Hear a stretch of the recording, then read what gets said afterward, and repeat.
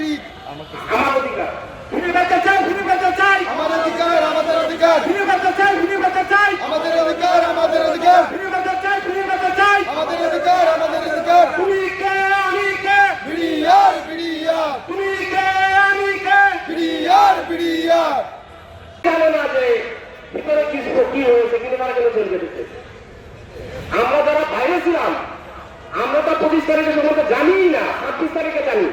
25 তারিখে রাত্রে টিভিতে প্রচার করা হয়, সাংবাদিক মুন্নি শাহ উনি ধারাবাহিকভাবে প্রকাশ করতে থাকে এবং ইন্ডিয়ার গণমাধ্যম ধারাবাহিকভাবে প্রকাশ করতে থাকে। তাহলে যেখানে আমরা বাংলাদেশ সাহিত্য বিডিআর সদস্য চাকরিকালীন থাকা অবস্থায় আমরা আমাদের কোন নিউজ জানি না, ভারতের মতো জায়গার মধ্যে চলে গেল কিভাবে প্রশ্ন এখানে।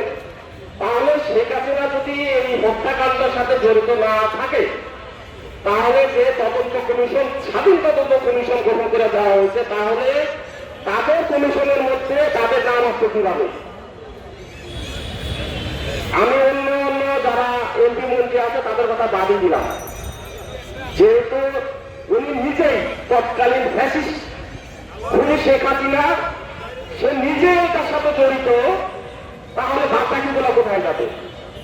এখানে আরো অনেকেই তাদের বক্তব্যের মধ্যে তুলে ধরে গেছেন। এখানে আমরা ইনশাল্লাহ আজকে প্রজেক্টরের মাধ্যমে আপনাদের কিছু ভিডিও দেখাবো, ডকুমেন্টারি দেখাবো। এখানে যারা আর্মির অফিসাররা যাদেরকে চাকরিচ্যুত করা হয়েছিল তখনকার সময়ে, পিলখানা হত্যাকাণ্ডের ঘটনার সত্য উদ্ঘাটনের জন্য চেষ্টা করেছিল, তাদেরকে এই চাকরি থেকে বহিষ্কার করা হয়েছে।